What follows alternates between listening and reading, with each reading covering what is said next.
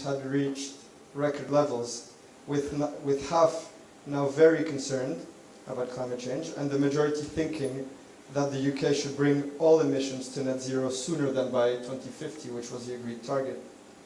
And it's hard to imagine that the UK government would have adopted a legally binding target to be carbon neutral by 2050, and that I think now around 300 local authorities in the UK would have declared a climate emergency if it hadn't been for the momentum gathered by millions of activists in the UK and around the world. And now, 2 years in the middle of a pandemic, our discussions are very much about how do we ensure that we have a green recovery. So this discussion is quite timely. So what do we mean by sustainable living? Why is making choices that aim to reduce our environmental and individual and collective environmental impact so important?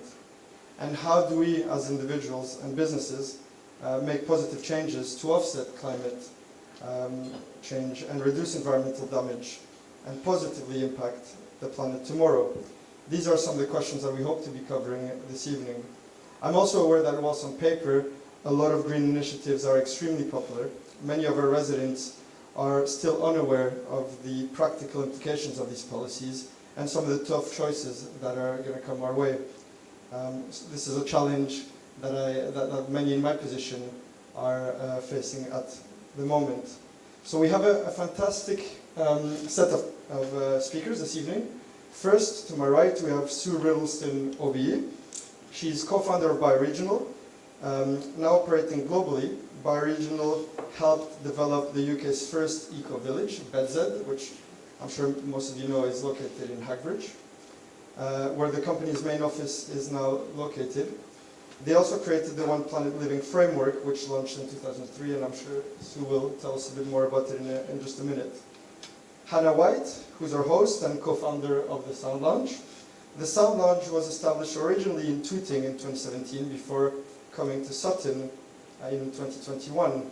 It's Sutton's first carbon neutral business and the UK's first carbon neutral grassroots music venue, which is rather impressive. And finally, Elly Platt. She's a local textile artist and sustainable fashion blogger whose recent sustainable fashion project has used material salvaged from the River Wandle to create new outfits, which were recently exhibited at the Hollywood Museum in Carshalton. So very briefly, the format this evening will be about 10-15 minutes for each speaker to say a few opening remarks, and then we'll have plenty of time for a Q&A afterwards. So without further ado, I will ask Sue to kick things off. Thank you. Lovely, thanks Manuel. Thanks everyone for coming along, online and in real life. I'm a resident of the borough, went to school in the borough, and ended up starting an environmental organisation in the borough. Oh, and I won't be able to see the slides, will I? So we started out at the Ecology Centre, and then we needed a new office, and the council helped us to find the site where we built BZ, and that's why we've got our office there, and I thought, oh, I can live there too. So I'm going to tell you a little bit about sustainable living at BZ, and obviously that's new build homes, so also a little bit about what can we do now, our own homes that are already built, and also a bit about how businesses can be sustainable, and a sort of case study of that, and hopefully there's lots of sort of takeaways for you. But first, it's COP26, and we need to halve carbon emissions globally. So as Manuel said, the government has committed to things, the council has committed to things. I think the government's committed to 78% cut by 2035, but I would say we need to go net zero by 2030 ideally, because we're the rich countries, we're the rich people in the world, and if we can't do it in 10 years, having all thought about it for 20 or 30 years, then how can we expect the rest of the world to do it? So that's a big target that we've all got to bear in mind, and that's what they're talking about up in Glasgow right now. But then we also need to think about resources, because if you swapped over all your energy use to, say, grow biomass on the land or trees, then you might find that there wasn't enough land left for animals, wildlife, or growing food. So that's why we always like to consider the whole sort of ecological footprint, which includes both the carbon and the land use. And you can see that here, the carbon in blue. And what that means is, if everyone in the world lived like we do in the UK, then we'd need 3 planets to support us, which we obviously haven't got.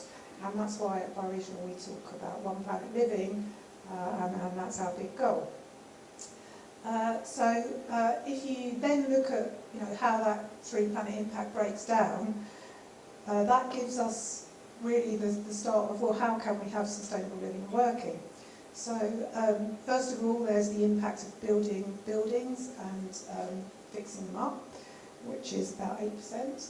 And then there's the energy we use in our homes for heating and lighting and all our gadgets. And then there's the transport that we all partake in, our personal transport. Then there's the food, and as you can see, that's a big one because it's the greenhouse gases from the food growing and the animals that we farm. As well as the carbon emissions, as well as the land take. So it's actually quite a big impact. So really good that some managers are vegan.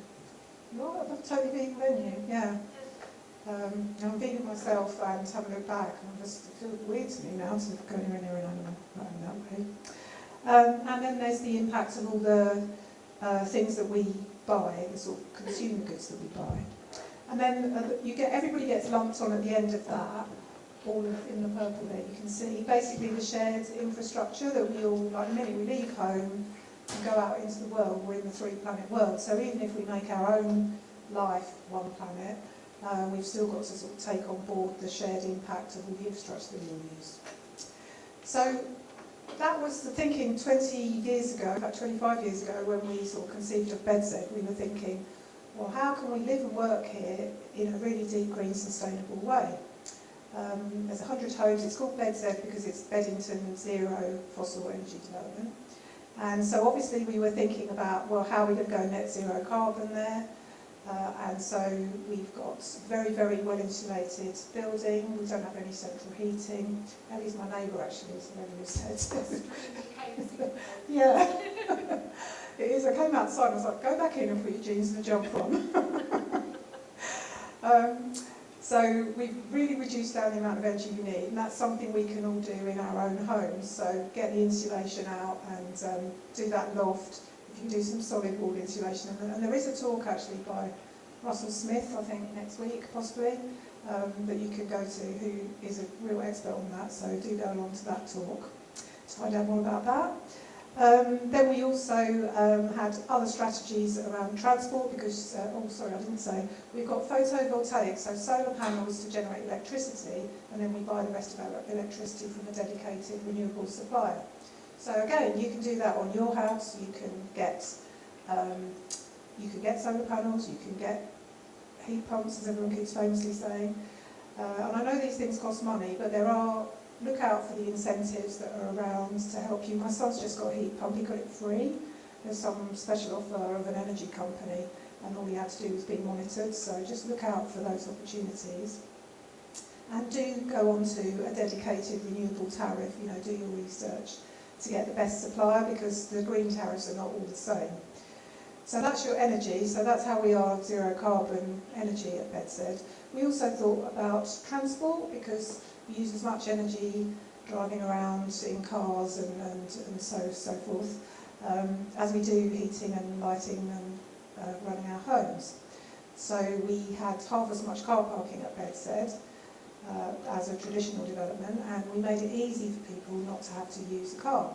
So we got the car sharing club, which was the first in England at the time, and now they're all over the place, and there's quite a few car clubs spaces around the borough.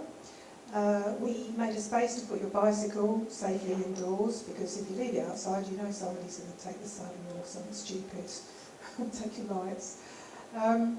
So it's kind of tips the balance, sort of nudge. It's easier for me to pop on my e-bike and cycle down here tonight than it would have been to take a car. But I could have got the car club car if I wanted it, And I'm right by the bus stop and right by the station. We have got good public transport in Sutton. I know some homes are sort of a bit further away, far flung, but I definitely think we can all do more, and then you get your bit of exercise that you need. Manuel, you're going to have to keep me to time because I've got no idea what time is, but tell me if I to hurry up if I need to. And so those are two big things. And then we also thought about food. So we set up, I'm going to come on to that, we co-founded with Eco-Local the Sutton Community Farm, and Doug's here from the farm tonight, so you can ask him questions about that. And we have some food growing, and we have a community garden, and it's all very neighbourly. We also thought about the construction materials, so we try to source locally. We've got old wood behind the plasterboard, for example, because why would you buy a new piece of wood when no one's ever going to see it? If it's perfectly sound, you can just put it up behind the plasterboard walls. We use reclaimed steel, things like that. So again, that's something you can do in your own house. Get reclaimed materials, and actually from salvage you can find some really interesting things to make your house a bit special. So we had all of these strategies, and then when people moved in, it was very much about making it easy to do the right thing and difficult to do the sort of wrong, unsustainable thing. And so I think when you're thinking about your own life and your own house, just setting things up that way, making it easy, so it's easy to get my bike, it's not buried in the shed and I have to walk it through the garden and the house and everything, all muddy. Set it up so that it makes it easy for you when you go out the door. And one of the things that we didn't set up, which just sort of happened naturally, if you create a space for community, was people started to say, I've got, on the community email, I've got an old table, does anybody want it? Or has someone got a camping mat? Or has someone got some flour? I've got to bake something, and I've run out. And that way we're actually, it's really neighbourly and lovely, but also it saves money. Like I got a desk for nothing, then gave away the desk to someone else. It just all goes around because there is an awful lot of stuff in the world. So with all of these measures, I did my own footprint, and I was running around the room excited. This was a few years ago, because after I went vegan, that was the thing that got me down to 1.1 planet living. Hooray! Even though I've got the shared infrastructure locked on. So I feel very happy about that. And so, look, it is possible to achieve 1 planet living, guys. And I think I'm going to keep a link to that. Show you a link for that, so you can go and work out your footprint. I don't know. I think Sarah was maybe going to circulate that, but we'll make sure you get that link. And even though people are, can achieve 1 planet living at Bedside, what people say is, I really love the sense of community and the quality of life. That's the thing that they like most. So do come over to Bedside. We have events from time to time, including Elly has exhibitions sometimes when they're going on. So we just did the best project we could with Bedside, and I'm very happy living there all these coming up 20 years. And then we said, so many people came to us and said, can you help us to do a Bedside? We didn't realise it would be such an interesting project to everybody. It's sort of world famous, award winning now in certain circles. It's in the geography GCSE, so when the 14 to 16-year-olds are studying it, there's all these tweets and things about Bedside. Always put it on Instagram now, isn't it? Because they don't really want to study it, but some of them do. So we created this 1 planet living framework, which has these 10 principles, from obviously zero carbon, zero waste, sustainable transport, but also food, land and space for nature, water, the materials that we all use, culture and community, the economy, and most importantly, health and happiness.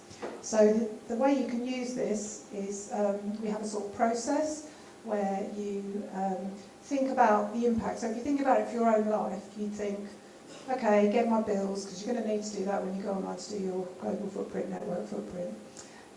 Think about what you buy, what you do, and make a plan to actually, how am I going to achieve 1 planet living? And then you might just pick 1 or 2 things that you think, actually I'm just inspired about this at the moment. Maybe Elly will inspire you to think about your wardrobe, or Hannah might inspire you about food, I don't know. And it's also used, so it can be used by individuals, but it's mainly used for like new build developments. 30 billion of real estate's being built using it. including the London Olympics. We used it to write the strategy for the London 2012 Olympic and Paralympic Games, and that went well. And it was used in Sutton as well, so there are a number of projects going on in Sutton a few years back that we were involved in. There you can see Russell in the middle with his retrofit house that he did in Sutton, and all sorts of activities. So the borough's, gone a long way towards being green and achieving One Planet Living already. And as I said, we set up Sutton Community Farm, and also the lavender field actually, which is now the most popular thing to visit on the Chinese version of TripAdvisor. It's in the top 10. They all come and have their wedding photos there. So, you can get your food from the farm, you can volunteer at the farm. It's another lovely community, and I think in the pandemic we've all just thought, what is most important in life? It's not all the stuff, it's the people, it's the community, and how much we've all missed each other. So, there's a lot to be said for living sustainably. And finally, I'd just like to talk a little bit about sustainable business. So, we've worked with huge company B&Q. We have also had our own little enterprises, social enterprises as well, and indeed we are a little social enterprise. But we like working with multinationals because it's very impactful. So they're owned by Kingfisher, who are the third biggest home and garden improvement retailer in the world. And we were thrilled when, probably about 13 years ago now, B&Q said, we'd like to use One Planet Living and we'd like to commit to that. So if thinking about it for your own, if you're in your own business or your own company where you work, it's really important to think about your own operations. So like when you run the sound lounge, I'm sure this is what Hannah might talk about. Have you got renewable energy? Are you being efficient? Look at the lovely repurposed furniture that looks so cool. Think about your own operations and how you're actually going to get that impact down. But really importantly, how are you going to help your customers to achieve One Planet Living? So with B&Q, we did a little bit of a study. If somebody moved into an old house that needed a bit of work, what could B&Q do to help them to achieve One Planet Living? And obviously there's all the home energy improvements and generating energy, saving water, composting, the impact of all their products. But one thing that they hadn't thought of was grow your own food. And they just had a few dusty seed packets in the corner. And then, so they really gave that a boost, and it was a bestseller. They cancelled off the patio heaters. I don't know if they brought them back during the pandemic. But it just shows, and now more than 50% of their products have got some eco-credentials that they've either looked down the whole supply chain and they're making improvements. We looked at where do the big impacts rise. It was paint. So, looking at alternatives for paint, you can get some good low-impact paint in B&Q. So I guess that just gives you some ideas. That gives you some ideas on for your own company, what you can do, and maybe we can talk about that in the Q&A afterwards. And then finally, I'll just leave you with, there's the 10 principles of sustainable living that we came up with to think about, and some of the inspiring ideas around the borough. Okay, thanks very much. Thank you, Sue, and we're very proud to have BZ, such a globally renowned housing development and Bioregional in our borough. And thanks for all the practical information that you gave us. I'll certainly be doing my carbon footprint when I get home, and I'm slightly scared of what I will find when I do it. Hannah, over to you. Hi, I'm just in awe of Bioregional and Sue and everything you've done, and the fact that you started so long ago, and you've had that foresight. So my name's Hannah, and I'm the co-founder of the Sound Lounge. And I'm going to start by just saying that reducing your carbon emissions as a business or as an individual, but I'm talking to businesses really, is easy. But when I started looking into it and decided that it was something we needed to do, I thought the opposite, and I thought it was going to be complicated and it required scientific expertise and specialist knowledge. And the reason I started looking into it in the first place was because I had a period, like a personal period of depression that went on for quite some time because of just looking into global warming and the harm we were doing collectively to the planet, and just that sense of hopelessness. And that kind of went on for like over a year, and I just found it quite difficult to function. So this was before the pandemic, before my pandemic depression. This was my climate depression. Have you had that too? Okay, that's really interesting. Anyway, but maybe not. I don't know. But yeah, so it was difficult for me, difficult for my family, anyone who's around me, and I started gardening just as a means of kind of escaping those horrible feelings, and it was gardening that just kind of brought me out of it. And so just having my hands in the earth and seeing like tiny specks of dirt turning into big plants, beautiful plants with bearing fruit of all sorts of colours and shapes and sizes, and like just delicious vegetables, just like that was just my kind of, it was just wonderful and wondrous, and all the religion I needed, and it really did give me a sense of the miracle that I am, and also like my own power. And so I wanted to bring that into the business, and so, yeah, that revelation. And so that's when I started looking into, okay, there must be manuals out there, there's got to be tick lists, there's definitely going to be experts, and I can just look it up, find out what we need to do, tick it off, and solve the problem. And so I spent weeks and months, and Kieran, who runs this place with me, helping me, but we couldn't find that information. Not in the way I wanted it to, not in that kind of, manual kind of facilitating way. And one day I was at home with a pepper, and the peppers are actually perennial plants, so they're relative to the tomato, but they do, if you cut them back and prevent frost and water from getting into the roots, they will come back the following year. Absolutely amazing, and keep bearing fruit. And I was just having a moment with a pepper, as I do, and I just started thinking about, like, as I do as well, this is just this miracle in front of me that's come from a tiny little speck, and just the fact, and the season of it all, the fact that it dies down and it comes back, and that kind of recycling, and these two questions, like where something comes from and what happens to it afterwards, was just kind of a ping moment of that's what I need to take into the sound lounge. And just asking those simple questions that was the toolkit that we needed.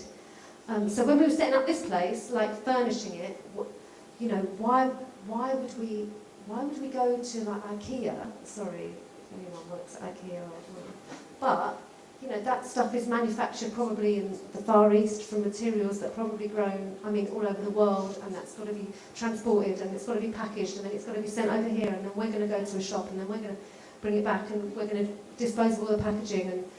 And why would we do that when we can just go to a charity shop down the road, or like just go online and look at people selling stuff, or go to boot fairs, which is what we did, and like just sourcing like reclaimed wood just to build up tables that broke and then we fixed again. But anyway, and so kind of taking that mentality into everything, like, okay, so, well, with our beers, we, surely they can be brewed locally from natural ingredients, and our wines, our wines are, they're not, they don't come from any local vines, although we are going to get a British wine.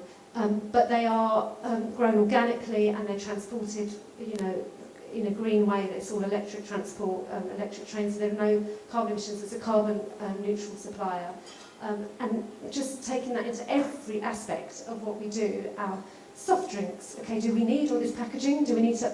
We do want to offer a range, but we found a cordial supplier, and we've installed filtered still water and sparkling water taps. So we've just eliminated all that single-use plastic from our system. All our ingredients in the kitchen, we did it in the kitchen. It's, everything is if we can find it organically, we'll get it organically. Everything is made here, in-house, all our breads. And we've started trying to develop a little garden out the back so we can grow our own zero-carbon organic produce to prepare in our kitchen to feed local people delicious, fresh, beautiful food. And the building itself, the energy is net zero because we have a 100% renewable energy supplier, but also the fact that our lights in the toilets, they're on sensors, we have waterless urinals, our fridges, bar fridges, they all turn off overnight to save power. You know, just thinking about where is this coming from, where's this power coming from, and what happens afterwards. So that's kind of what we've done. We've got a long way to go. We want to go further. We want to grow more stuff. We want to eliminate some of the glass that we're using in our mixers and out for our alcoholic drinks. And you know, there are things we want to do, but just removing that kind of obstacle that this idea that it's hard and that it's mysterious. If anyone can take anything away from this, I would hope that would be it. It's simple, and it just takes a bit of curiosity, and it takes a bit of will. You just have to want to. It is a bit inconvenient. I can't swear up taken. It is a bit inconvenient. It can be difficult, but the difficulty is just the mindset and the changing of habits. In practice, it's easy. Going plant-based, you know, I don't ever want to ram that down anyone's throats, but the meat and dairy industry is responsible for most of our deforestation and the acidification of our oceans and the dead zones. And it's as you know, Sue was saying, it's not just about carbon. It's, you know, the whole thing, what we're doing to our soils and our waters is so sad. But knowing that you can come in and get brilliant alternatives that are affordable and that are delicious. They're not always the same, but they are delicious, and that sacrifice, if you see it as a sacrifice, is so worth it. And we prevent 81 tonnes of carbon from entering the atmosphere just by being plant-based. And anyone who's coming in here, just swapping one coffee or one meal for a plant-based alternative is contributing to that impact. And not just obviously to the carbon, but the soils and the waters. So it's a brilliant, brilliant thing. So yeah, if anyone's got any questions, I'd be really happy to talk. And also if anyone's got any advice or pointers, I'm very happy to hear them as well.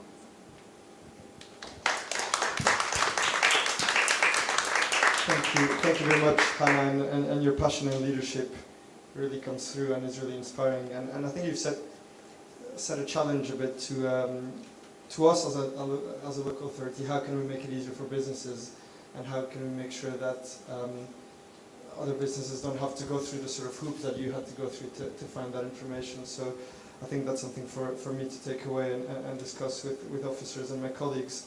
And I think the key takeaway from what you said is that curiosity, which really comes through, and we need to make sure that others have that curiosity as they think about their own actions and their own businesses. Last but not least, Elly, over to you.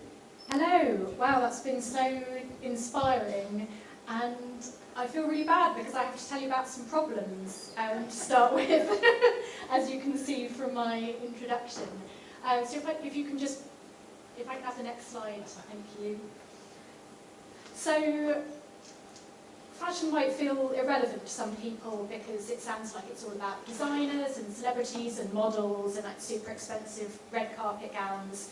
But actually, the fashion industry is responsible for every piece of shop or clothing that we all own.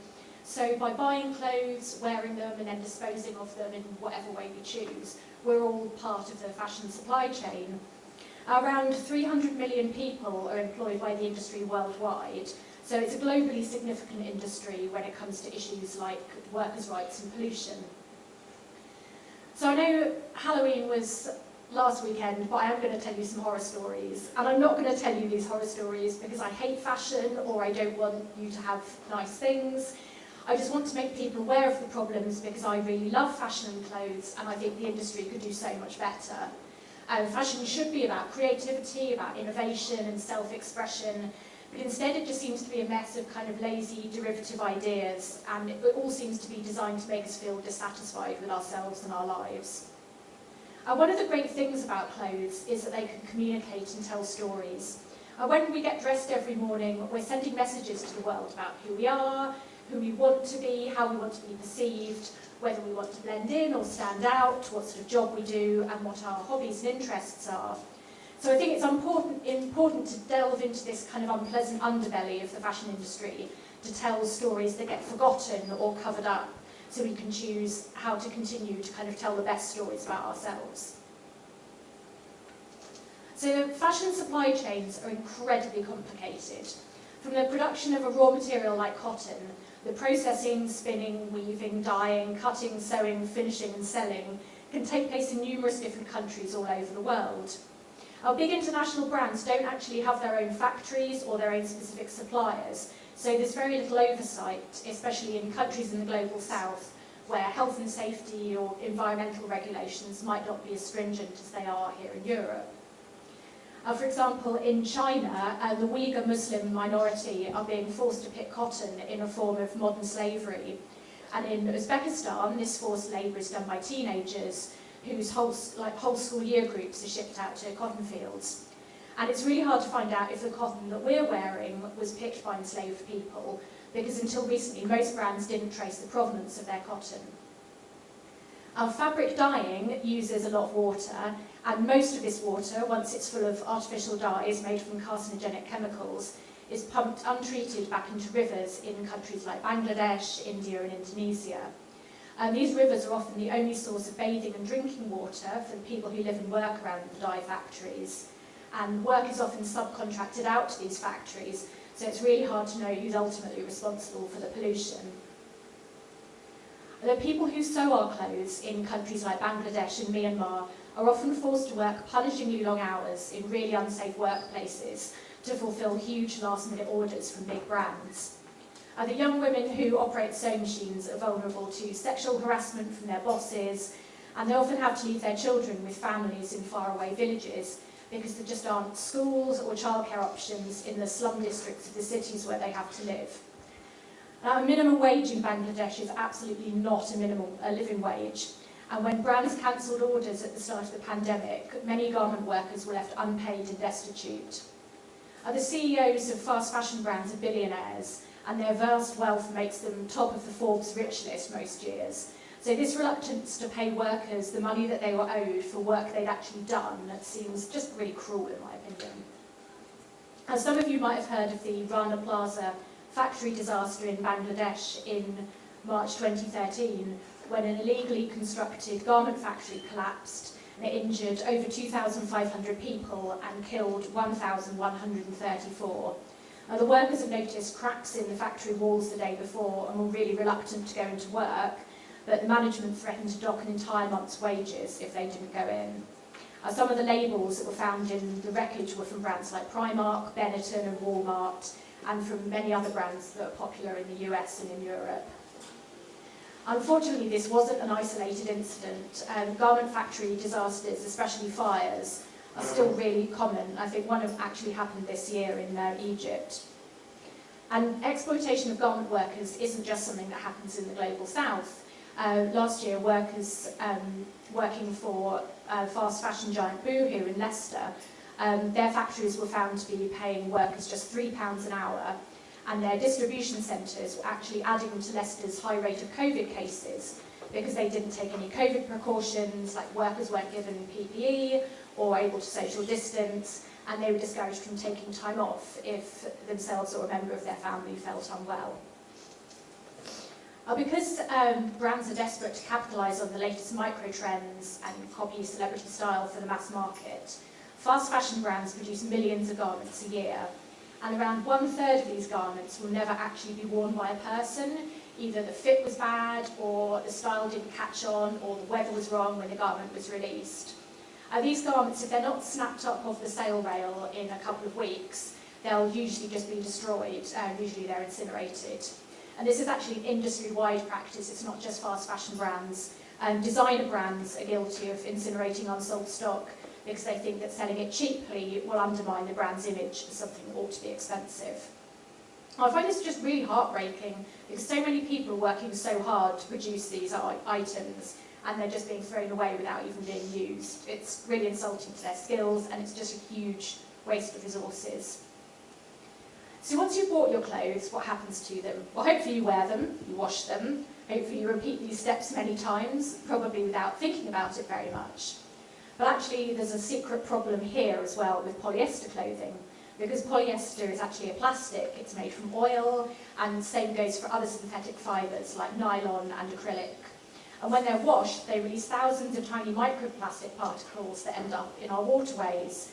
These microplastics are too small to be removed by water treatment works, so they end up in the sea, in fish, in our drinking water, and in our bodies. And they've actually been found recently in the placentas of pregnant people and in newborn babies, which is completely horrifying. So maybe you keep your clothes for years, or maybe you only wear something a few times because it feels uncomfortable. So you send it off to a charity shop, and if it's a good quality garment, someone will snap it up, charity shop gets a few quid, and the garment gets a new lease of life, which is great. But charity shops find it really hard to sell a lot of fast fashion garments, simply because of how cheap they were to begin with, so people know they can just buy something new for a couple of pounds. So these clothes end up at a recycling facility, where wearable clothes are baled up and sent abroad. They usually end up somewhere like the Cantamanto market in Ghana, where second-hand traders have to buy clothes by the bale and just hope that there'll be something worth selling in there. And once your clothes have really and truly reached the end of their wearable lives, they could go to the good place, which is a textile recycling facility where they'll be shredded and might end up reused as insulation or stuffing for car seats or pet beds. Or they'll go to the bad place, which is the local landfill. Although natural materials like wool, cotton and leather are technically biodegradable, the dyes and treatments that are used during clothing production will make that process take a lot longer. And since polyester is plastic, that's going to hang around for as long as a plastic bottle or a piece of food packaging. So why have I told you this horror story, and what on earth can we do about it? Obviously we all need to wear clothes. So it's important to remember that as buyers and wearers of clothes, we have agency and we have the right to demand better from brands if they're doing something that we don't like. After the Rana Plaza disaster, a group of fashion industry insiders set up Fashion Revolution to campaign for more transparency in the industry. So the thinking behind that goes, if we all know where a brand's clothing is coming from and how they treat their workers, we can make much more informed decisions about whether we want to buy from them or not. You can join in this campaign by asking brands who made my clothes on social media, and the Fashion Revolution website also has template letters that you can send to brands or policymakers, which is really useful if you want to get involved in that sort of activism or ask those questions, but you don't really know where to start. So the Environmental Audit Committee produced a report on the fashion industry in 2019 with 18 recommendations for the government to implement, like making fashion brands take responsibility for the waste they create. Unfortunately, the government rejected all these proposals, but if you feel strongly that the fashion industry should clean up after itself rather than expecting us to do it, it's worth writing to your MP again and asking for them to maybe put some of these suggestions kind of back on the agenda. But when it comes to actually buying clothes, I wish I could tell you that there's one perfect brand you could buy from, or one perfect fabric that doesn't cause any sort of environmental or societal harm. Unfortunately, that's not the case. But there are plenty of small brands doing as much as they possibly can, so I'd urge you to support them wherever possible. This hierarchy of needs is quite a useful thing to remember when it comes to sort of buying or, supplying anything. But I also like Vivienne Westwood's sustainable clothing buying rule, which is buy less, choose well, make it last. Now obviously Vivienne Westwood wants you to buy Vivienne Westwood clothes, but I think choose well doesn't mean you have to buy something expensive with a designer label. To me it means either you buy something that you really need, that's a practical and essential addition to your wardrobe, or something that you really love that you know you'll want to wear again and again. I think choose well is about prioritising comfort and fit over the latest trends, and also being confident in your choices and in your personal style. Our big brands have huge advertising budgets to make us feel dissatisfied with the things we already own, and to make us feel like if something doesn't really fit or doesn't suit us, then the problem is with us and our bodies rather than with the clothes. It's really hard to fight this mindset when it's so ingrained in society, but it's really freeing when you realise like what joy there is in wearing what you've chosen rather than what some billionaire CEO has chosen for you. I think make it last is really important as well. Like really simple things like washing clothes at a lower temperature and avoiding tumble drying will make your clothes look newer for longer. And learning really basic sewing skills so you can do something like replacing a button is also really useful because that will just keep your clothes looking their best. Things like mending used to be a really essential skill when clothes cost a lot more sort of relative to our basic incomes and people had far fewer clothes. And it's actually having quite a big resurgence now. Things like visible mending can give your clothes a really kind of unique, creative flair and can keep them out of landfill for longer. There's a really big visible mending movement on Instagram, which is a great source of inspiration if you're new to sewing. There's loads of tutorials and helpful advice. And obviously, even with the best will, you know, we'll all end up with clothes that we don't really wear, so you can consider taking them to a clothes swap, where you'll be able to exchange them for something that you do want to wear. A Stitch to Wear is running local clothes swaps. The next one is actually right here on the 20th of November. Fantastic. Yeah, so you can also give your clothes to a charity shop, but I think you have to ask yourself honestly, is this something that I would want to buy from a charity shop? Otherwise, you need to make sure that unwearable old clothes go for textile recycling rather than to the landfill. I just really want the fashion industry to stop this cycle of overproduction and overconsumption, which contributes to so much waste, pollution and exploitation. Fashion is really meant to be creative, and there's plenty of small brands making clothes from vintage and dead stock fabrics, and there's even brands making accessories from recovered materials like old pool inflatables and fire hoses. So I don't really know why big brands can't do the same. Being sustainable isn't about making one tiny collection out of your thousands of collections from organic cotton. For big brands, it needs to be about producing less and putting more thought into the details that we actually want on our clothes. So, for example, if you ever get cross that the clothing you bought doesn't have pockets, it's because pockets take extra time to stitch, and making garment without pockets is much cheaper for a big brand. And fast fashion just needs to stop cutting corners and exploiting people and the planet. During lockdown, I started a project about clothes and textile waste. I walked along the Wandle Trail picking up all the lost clothes and textile waste I found. And I mean, I did give things a good wash first, but I transformed all these lost items into quilts. I wanted to make some sort of artwork that would make people think about their relationship with their clothes. For example, would you retrace your steps to look for something you've lost? And how much do we value our clothes when they're so cheap and so plentiful? I found a huge pile of vintage fabrics by Watermead's Nature Reserve one morning, which I feel like was, you know, the deities of recycling smiling down on me. So I've been making clothes from these fabrics, like the dress that I'm wearing today, to show you that you really can turn trash into treasure. In all seriousness though, we're running out of resources to make clothing with if we carry on the way we are. So I think this has to be the future of fashion, but on an international scale, like reusing, recycling and refashioning. Thank you.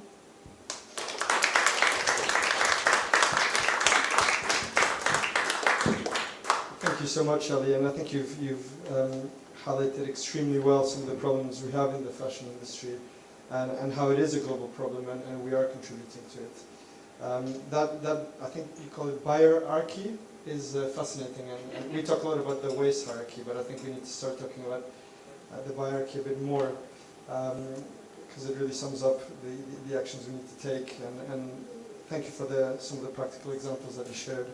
And your amazing, inspiring project, which I think is going to be at the Hollywood Museum again. And so I would encourage people.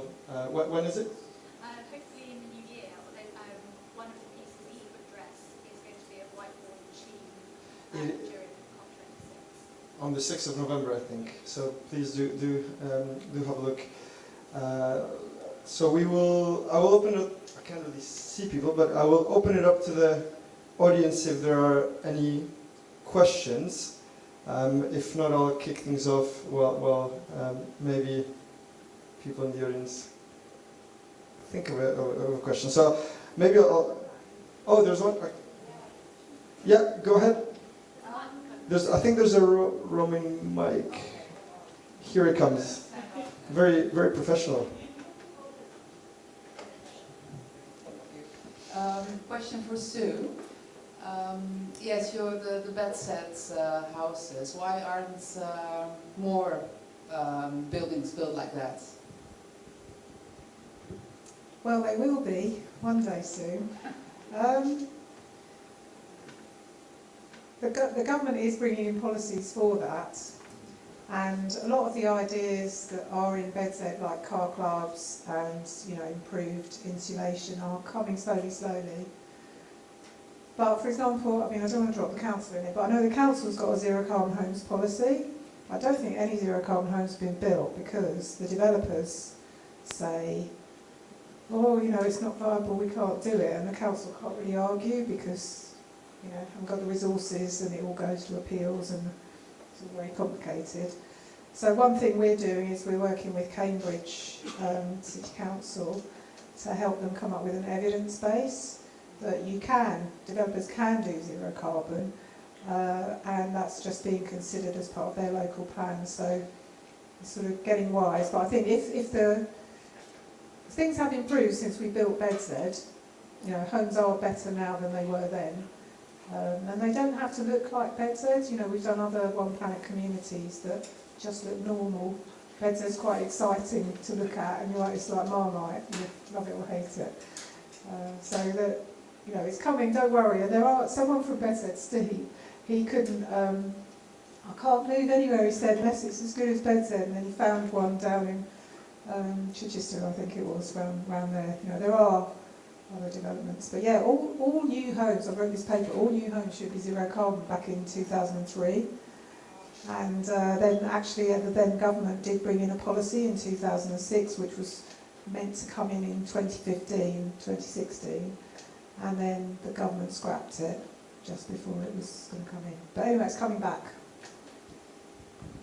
Yeah, and I think the important point is that anything we build now will still be here for potentially 100 years or more, so we need to start building zero carbon homes now. And I think one of the challenges as a local authority has been that pressure we get from planning, the rules being relaxed, and that pressure between building affordable homes and zero carbon homes, which is really pushed on us, and it shouldn't be like that. It should be zero carbon and affordable, but that's where we are. Yeah? Following on from the question from the lady there is the London Energy Transformation Initiative, which is www.letty.london, which last year actually published 2 guides, one for operational carbon, reducing operational carbon in new builds, and the other one for embodied carbon in new builds. And just 2 weeks ago we published the carbon reduction or carbon zero guide designing for retrofit. Letty London is an organisation which incorporates architects, engineers, manufacturers, planners, anybody involved in building homes or premises, just buildings generally, and they've combined their knowledge. In fact, we persuaded the GLA to announce a carbon emergency, which they did, and then the GLA said, okay, clever clogs, you tell us how we're going to do it. So that's what they've done. But it's all there on the website, and these guides are free to download. So there's the 3 guides: embodied operational carbon for new build, and the retrofit one, which was 2 weeks ago, was published. And they are doing even more stuff now. So that's a great thing to look at, www.letty.london, and they're always free to help. So, and as I say, the lady that started that, look, we've got loads of ladies up here, and it's another lady that started that group, Clara Bagnall-George, who's an engineer for Elemental, and they have loads of expertise that they can call on. So I'll just say to anybody, if you want to know anything about it, just go to that website. Thank you very much. That's really helpful. I think there's a question here on the left. Before I ask the question, I'm secretly really enjoying you all making me surreptitious sort of Benny Hill type salutes to see through the spotlight, but that's my problem. I wonder if any or all of you might like to just perhaps share a bit more of your stories, for which thank you. And maybe have any of you got a kind of nice surprise that you came across, something that you maybe weren't expecting, that you thought, that you think the next time I meet a cynic, you know, who says to me that none of this stuff is worth bothering with, what's the kind of, is there something that you've done or would like to do or you've seen other people doing that makes you think, actually, do you know what, that's a really nice, easy way into doing something differently, to start those kind of behaviour changes, maybe? Sorry to put you on the spot. Yeah, I think the joy of wearing things that you actually like and that actually make you feel really good, rather than wearing something that because it's been on a poster or because H&M think you ought to wear it or Primark think you ought to wear it. I mean, obviously it gets easier as you get older and you don't have that kind of peer pressure of, oh, you're not in the cool group if you're not wearing this. But I think that kind of pressure does still exist all the way through our lives. I think especially for women, in that, you know, you're expected to look a certain way if you want to be considered professional, etc., etc. But there's something just really, really nice about thinking, actually, trends are sort of rubbish. They're just there to try and sell us more things. And what's actually really fun is there are all of the clothes in the world that still exist in charity shops, in vintage shops, at clothes swaps, in your own wardrobe. And by putting those things on and mixing them up and swapping with other people and finding small brands that sell the things you really love or vintage shops that sell the style that you want to make your own, I think it just makes you feel amazing, like you're sort of unstoppable once you have the armour of sort of sustainable fashion on you. We're very polite, yeah.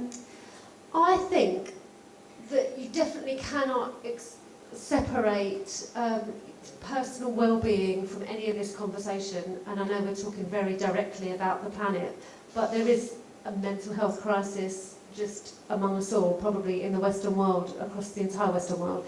And for me, I talked about my climate depression, my famous climate depression, but that connection with nature, and I absolutely love the farm. Just, you know, Sutton Community Farm, local people, if you haven't been, oh my gosh, it's just beautiful. You just don't feel like you're in a London borough, and just seeing things growing, and it looks a bit beaten up, but it's just, oh, I just love it, and I can't stop talking about it. I tell everybody about it. It's beautiful, and so I think definitely that connection with nature that we've lost as you know, in our society, a little bit like what you're saying. We're so dictated to, and we're bombarded by, you know, the marketeers and just capitalism. Sorry, but so just to feel reconnected and making choices that deliberately don't harm gives you a peace. And even though there's harm happening and there's sadness going on, and when I was very low and very bleak, I couldn't go out anywhere to the supermarket. I just saw, you know, plastic and damage and people's clothes and on people's, you know, it's just everywhere, and in the cars, and it's inescapable, and it's so sad. But actually, when you are doing what you can, it brings you peace and it brings you hope, and you don't, that conflict goes, and you do make an impact beyond your own life. And obviously we're a business and we can you know, make a wider impact, and we're really lucky, and I think a lot of other businesses can do that and will be excited when they connect with that kind of potential as well. But we all can in our lives. We all have friends and we all have families and relationships and conversations, and every single step and every single choice of words has an impact beyond ourselves, and that is just brilliant. Yes. I mean, one of the things that, just think about for me, things that brought me joy that are also sustainable. So quite a lot of things in the lockdown, like fixing things, like I was growing things in the garden is, you know, a long-term thing I love. I'm growing some veg to eat, even though I put so much effort in compared to it's much probably easier to buy it from the supermarket or the farm. But, you know, fixing up an old bit of trellis in the garden and putting it up myself, or, you know, puzzling through how to fix a roller blind that had broken rather than just get a whole new roller blinds. The sense of achievement and satisfaction, and it's, you know, it's something to do.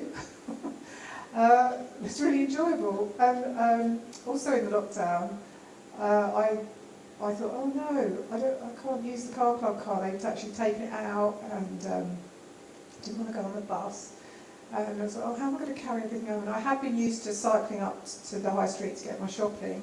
It was getting a bit tough. And I was like, oh, how can I bring back anything heavy? And how can I go and visit my son? He's 14 miles away. So I got an e-bike. Oh my God, I'm like an e-bike evangelist now. And the man in the shop said, yeah, it's the e-bike smile, all knowing. You know, once you've been on an e-bike, you can go further. You can, you know, you're still getting some exercise, which is brilliant. And you're outside. I just zhuzhed past all the cars on the way here today, and just feel good when you get there. And then in terms of other people, it's always brilliant because One Planet Living, I should have said this, you can go to the Bioregional website and get lots of free resources on there. It's free for anyone to use. And so I often come across people, sometimes I didn't know that they had used One Planet Living, and like a man who said, oh yeah, in Geneva or somewhere, oh yeah, my children's school, we used One Planet Living and we made a plan and, you know, talked about some of the things they were doing. Or recently I went to visit a lovely housing development which had used One Planet Living, and I know the guy and I hadn't actually seen it finished, and it's just so beautiful and he's so proud, and there's this gorgeous wildflower meadow, and the homes are, you know, they're better than beds actually, because they're made out of wood. You wouldn't know, they just look gorgeous, you know, you wouldn't think there's anything eco about them, except you can see they've got the heat pumps, they've got the solar, they're made out of construction materials that will absorb carbon. So it just shows you, you know, we really can do this. We can live sustainable lives. We should be repurposing the old buildings first, though, of course. But, you know, those are the sort of things that just so lovely and surprising. And, you know, all of you today, like you who know about Letty and you who are at the farm, it's just always so lovely to go, oh, look, we're all in the gang, we're all in this together. Because it needs all of us. All of us.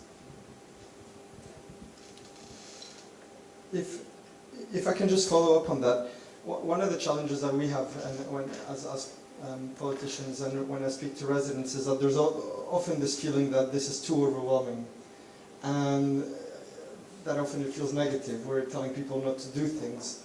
How do you think, if you had to give advice to myself and others, and maybe people in the audience that are trying to sort of convince friends and neighbours and family to maybe sell this in a more positive way, what would you say in a few short sentences?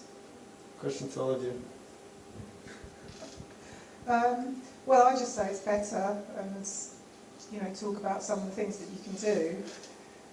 I usually do like to say, look, you know, this is actually an emergency, because, and I think we all have those day-to-day conversations with people, and you can't win everyone. But if you're a bit knowledgeable about what the options are, you can always put it to people, oh, have you heard about, I mean, I remember my son's friends, when I went round there in the car club car, they were like, oh God, that's really useful. And they all, loads of them, actually got rid of their cars and just used the car club car, because they were living, you know, in London, you can manage without a car, and it's just handy not to have, you know, so sort of selling the benefits, like, don't have to wash it or hoover it out. Who likes doing that?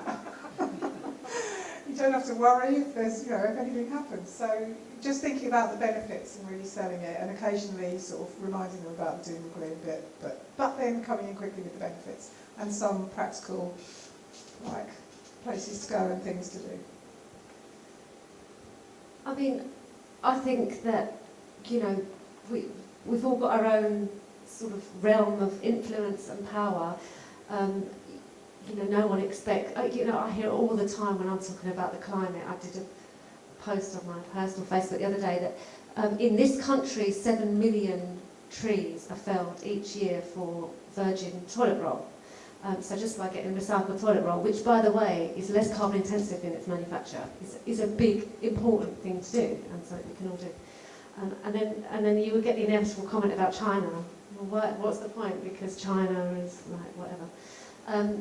But I just really am a firm believer in our own realm of power, and I can do what I can do. You've got your influence, and you can do what you can do. No one's expecting any more, but we are expecting, politicians, people with influence, to use that, and for that influence to mean something, because you're responsible, and you represent people, and like we do as an organisation, and Sue does in the work she does. So yeah, I think definitely just celebrate and enjoy using that power and that influence to create impact and create positive change. I think one of the best things about talking about sustainable fashion is that you can actually tell people to do nothing, because the most sustainable clothes you have are the ones that you already own. So you can just tell people to wear their clothes, which sounds like really stupid advice, but actually I think a lot of people don't do that.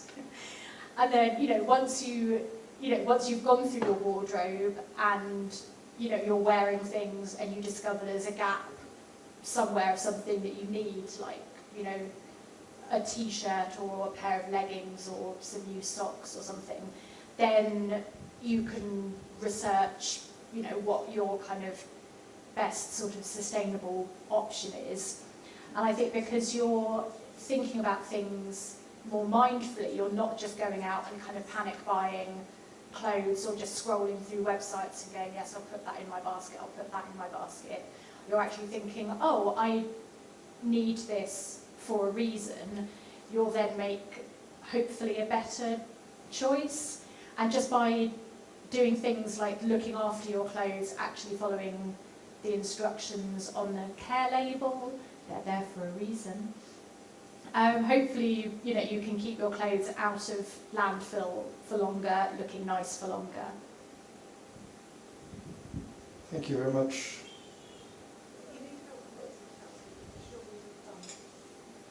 I always welcome a challenge. Just a quick question for you, Elly. That your talk made me think about. We often get the comment around, oh, I can only afford the Primarks of this world and fast fashion and being sustainable around the clothes we wear as elitist and so on and so forth. So how would you respond to that, and any thoughts on how someone could transition away from Primark? You touched on a few things in your talk, but what would be your sort of top 3 actions for someone that would like to move away from fast fashion? So I think like a lot of fast fashion brands have cottoned onto this, oh, we're affordable, sustainable fashion is so expensive and elitist, which is kind of hilarious when you think about how fast fashion CEOs are billionaires, and I don't think, Hannah, you're a billionaire, or Sue, you're a billionaire, so sustainability obviously isn't paying as well as fast fashion. But for people who are actually suffering from financial hardship, they're not the people who are going out and buying an entire bag or a haul of fast fashion clothing every week.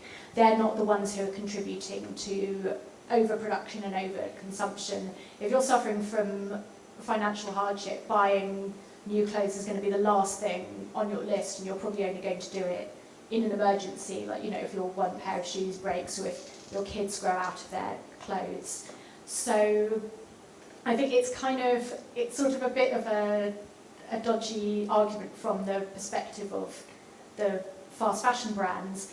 And also, if you can afford to buy a bag of clothes from Primark every weekend, you're probably not that badly off. So rather than buying 5 things, 4 of which you hate, you could maybe buy 1 thing from another brand that you actually like. I think, well, one of the kind of easiest things, one of the things that will save you money is by not buying things all the time, not having shopping as your leisure activity, doing a different leisure activity like meeting up with friends, going out for a walk, doing something that doesn't cost you money. I think once you've kind of identified the gaps in your wardrobe where you need to buy things, then that's the point you think, you know, what can I buy? Like there's a company called Rapa Nui who do organic cotton t-shirts. Their t-shirts are £8. They're sustainably made in India. They're printed with washable inks. And once you've used the t-shirt, you don't want to wear it anymore, you can send it back to them, they send you a voucher, and they recycle the t-shirt and weave it into new t-shirts. So, you know, for £8, you're contributing to a sustainable business that's based on the Isle of Wight. I don't really think you can say £8 is not affordable. I mean, you can, but, you know, you can spend a lot of money on sustainable or ethical fashion, but you can also spend a lot of money on, quite frankly, rubbish from Boohoo and Pretty Little Thing that won't last 5 minutes. So, yeah, and also, you know, we talk about affordable, but is it affordable for the people who are picking cotton in, you know, sort of slave conditions? Is it affordable for the people who are working 16-hour days in Bangladesh only for their work to be thrown in the bin because nobody wanted to wear it? So, yeah, I think there's kind of a wider implication of what affordable means, and also if, like, we're a really rich country, if the majority of people can only afford to buy clothes that are produced using exploitative means, then that's sort of a problem with the whole country rather than the people who want to buy a dress to go out in on Saturday night. Fascinating. We could talk about this for hours. There's so much to explore. No, it's. I thought I'd move maybe to a different theme. These next 2 weeks are really important for not only for the UK but for the planet. There's a big summit up in Glasgow. I'm sure everyone's seen the news. Sue, I wondered if I could get from you just a sort of a quick explanation, because I think you've been involved in COP previously. For someone that wouldn't know what COP is about, can you explain what it is and what you would? And then a question open to the three of you: what would you like to see coming out of COP in the next couple of weeks? Yeah, so you may know, you may not know, it's the UN Framework Convention on Climate Change, and it's their 26th meeting. So they've been meeting for 27 years to talk about climate, and all nations of the United Nations get involved. And the negotiations go on all the time, and then they just try and make progress and then come together usually once a year, but they have, I think they actually have several meetings a year, and then they have this big one when they want the world leaders to come, because they need them to get behind it and get some agreement. So I think the science has become firmer and firmer and firmer. Sometimes the scientists, because they don't like to say anything unless they really know it's true, so that's sort of held things back a bit. They've perhaps been sometimes a bit they have to be a bit conservative, and then that leaves a window for people to sow doubt that, oh, maybe it's not really happening. So they are all meeting over the next 2 weeks. There'll be some exciting announcements, I think tomorrow maybe. They're going to be talking about, there's been some really good things because it's the politicians discussing it, hearing the advice of the scientists whose sixth assessment report has come out. And so we've got to try to stay below 1.5 degrees of warming, which is where the zero carbon 2050 and the halving by 2030 comes in globally. And so, you know, we know what the science tells us is necessary, but the great thing is there's also a whole lot one of the things that's been really important for us is we try to use what we do to tell the stories to influence policy and practice change. And so there have been all sorts of activities, like the Home Builders Federation got involved in their process to come up with a plan for how the home building industry is going to be sustainable in the run-up to COP. because we were hosting it, especially our governments had to come out with things. We had the 6th carbon budget from the Committee on Climate Change that advises our governments. So it's got like a roadmap there of all the things we need to do, and it's informed by the Citizens' Climate Assembly. So like a jury of voters who said, having heard the science, this is what we would go for in terms of sustainable living.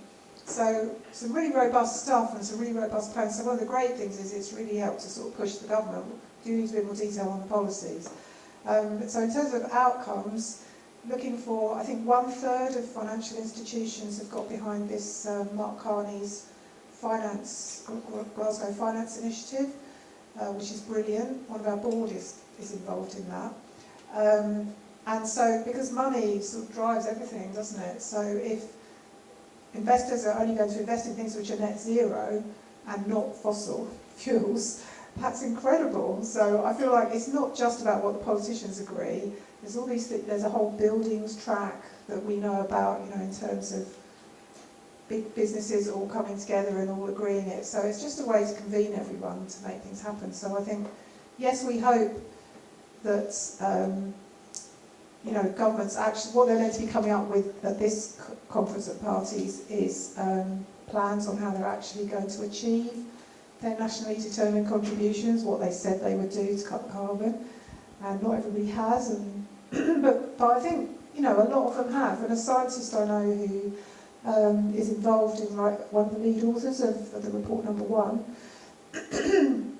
He said the key thing we need, we've got a lot of commitments, and the key thing we need now is policies from the governments. And I guess that helps the businesses and the local councils to get along with going on with net zero as well. It's quite a long thing, and if anyone wants to ask any specific questions, I could try and answer it, but there you go. Yeah, and for me, I personally, and I think for people generally, it's that, you know, going back to, you know, that sense of hopelessness that we all feel. We need to see policies, because those declarations that there's a climate emergency certainly made me feel like, oh my gosh, something's happened, something big has happened, and we're going to see some changes now because we've just declared an emergency. And then it felt like nothing happened, nothing changed. And everybody that certainly I speak to, I think most people out there just need to see something changing, something happening, that we're really acknowledging at systemic level that the road we're on is bad, and is causing suffering. So absolutely policy change, and hopefully that trickles down to, you know, local government level, because you know, at the moment it feels like a bottom-up movement. It feels like, you know, there's people like us, and you're amazing and you've done incredible things. You know, I'm just a person, and lots of people out there. It's, you know, there's only so much we can do. So, and we're speaking out, and we're trying to, you know, get the people with power to make a change. So yeah, hopefully policy, hopefully some targets, and hopefully some support. Yeah, I absolutely agree. I think legislation on the fashion industry is really important. There's a really good organisation called Fashion Roundtable who have been pushing for sort of better regulation of the fashion industry, because at the moment, if you're making enough money to top the Forbes rich list, you're probably not going to change what you're doing because some people are asking you to. So yeah, I think legislating on especially things like the amount of waste that the garment industry produces, I think things like much more robust like framework for textile recycling, making sure even things like sort of more zero waste clothing, and yeah, and sort of promoting designers or businesses who are doing the right thing rather than letting businesses who are greenwashing say, oh, we're so great, we really care about the environment, and not sort of getting them to show what they're actually doing to prove that they care about the environment. So yeah, I think actual legislation is really important, because although there are plenty of people like Sue and Hannah who will do the right thing, there are also plenty of people who won't unless they're told to. Thank you very much, and I think the main message that comes out of your responses is that the time for action is now, and we can't wait any longer. And I do have to say, as a local politician, that it really, really helps when we feel that bottom-up pressure, and that certainly was felt in 2019. And that momentum is what really, I think, drove us and a lot of national politicians to act, but now the pressure is on our shoulders to come up with the policies and with the action and show the leadership. So that's an important challenge for us. Let me have a look at the audience if there's another question. We have just one online. Yep, go for it. So it builds on the question, Councillor Abellan, that you've asked Elly already. Tackling the climate emergency can be overwhelming, especially in terms of knowing where to start first. So what are the top 2 or 3 actions the panellists recommend to anyone wanting to start living a more sustainable lifestyle? So the top 2 or 3 actions. Well, I think just across your life, just looking at sort of repurposing things, or getting second-hand things, or not necessarily buying everything new, swapping and sharing, that would be one thing, and probably just start experimenting with different recipes that cut out the animal products. It's better for your health, makes a massive difference to the environment as well. And we didn't talk about animal suffering, but I'll just say that as well. I would say, if you're at home now, one thing you can do is change your energy supplier. If it's not 100% renewable, it can be. And to change it is really simple. You can do it online within minutes. So definitely every single person can go out and go home and do that now. And also, if you are able to, try growing your own, because it just gives you so much, so much well-being. It's just the most joyous thing. And also it's zero carbon, organic produce that you can just create at home, feed your family, feed yourself. There's nothing like it. And if you can't do that, you might not be able to go out and buy organic, plastic-free produce. But if you can, there are schemes out there, like Oddbox. I was talking to someone about Oddbox, other schemes out there. You can get produce that doesn't come in plastic. And if we're using pesticides to grow stuff that's harming our earth and our soils and preventing us from, we're not safeguarding our future capability of growing up produce. So those things. Yeah, I'd echo what Sue was saying and kind of say think before you buy. For me, sort of converting completely to sustainable fashion has been much more about sort of investigating what I'm buying rather than actually buying things. And reach out to your community, like Sue was saying earlier about Bedstead, how we're able to kind of swap things or share things within the community. Reach out to your friends, family, organise clothes swaps. You can, we used to kind of joke about hand-me-downs, but actually I don't think there's anything wrong with wearing something that someone else has worn. It gives it an extra kind of wonderful sort of story. You're part of the story of an item. It's not just a disposable thing. It becomes something that's sort of more precious. So I guess think about the things that you currently own as precious rather than disposable. Thank you very much. We have time for a last question. I have one in my head, but I'll defer to the audience. Go for it. I just wondered, has anybody done their ecological footprint? Could you tell us what it made you think or do, or how did that make you feel? I haven't done it yet. You haven't done it yet?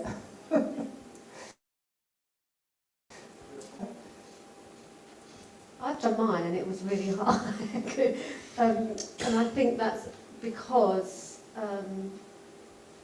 it's because we don't live in a very well insulated house, I think.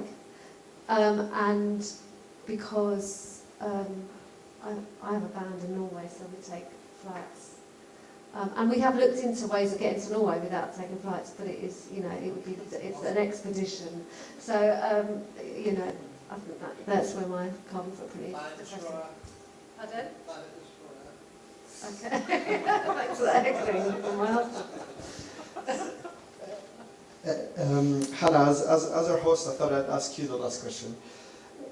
One of the things we know, sadly, from the pandemic is the difficulty that local businesses have gone through and are still experiencing. It's been a really tough last 2 years for many of you. Do you have a sense that whilst businesses are grappling with so many challenges at the moment, that they will be receptive to this agenda and that we can incorporate this in our recovery and our conversations with businesses? I think business owners are worn and weary and anxious, and I am all of those things as well. But I think the way we communicate this really matters, because adopting these changes can help businesses. And it's been really powerful for us communicating some of what we're doing, and the feedback that we've got and the support we've had and the loyalty from people coming in because of the action that we're taking. So there's loads and loads of positive benefits, but you know, so presenting these as tools and things that we can do to make things better, for our businesses and our business community is really, really important, rather than, well, we've just faced this crisis, now we've got another one. I think how we say it matters, and taking away from my personal journey, telling everybody the problems and how bad it is, we have to tell the truth. That's very important, but it can be absolutely debilitating, and that's not helpful. We need to give people power and hope and action. Thank you, and that's a really nice positive note to end with, I think. Can I first thank everyone in the audience who so patiently and silently listened to the discussion. Hopefully you find it as insightful and interesting as I did, and everyone online.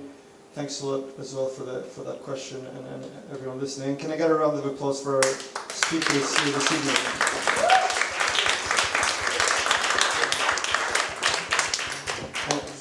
And a couple of takeaways from me just to conclude.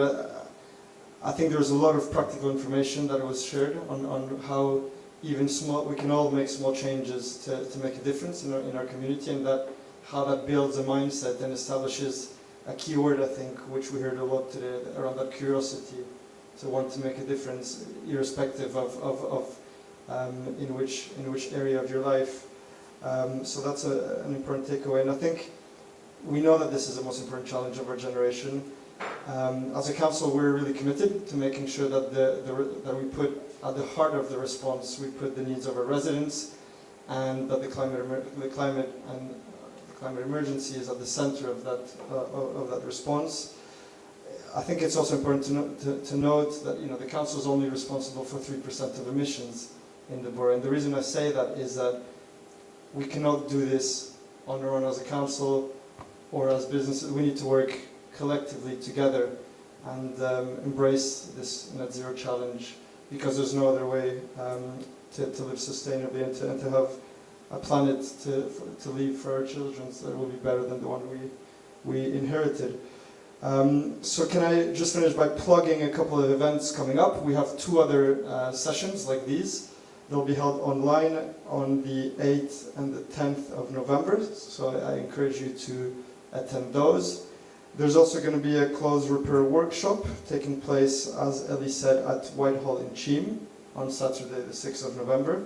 And Elly will have some of her work on display as part of the Letters to the Earth exhibition, which is being delivered during COP26. So any further information on our council website, and just to conclude, another round of applause for our speakers. Thank you very much.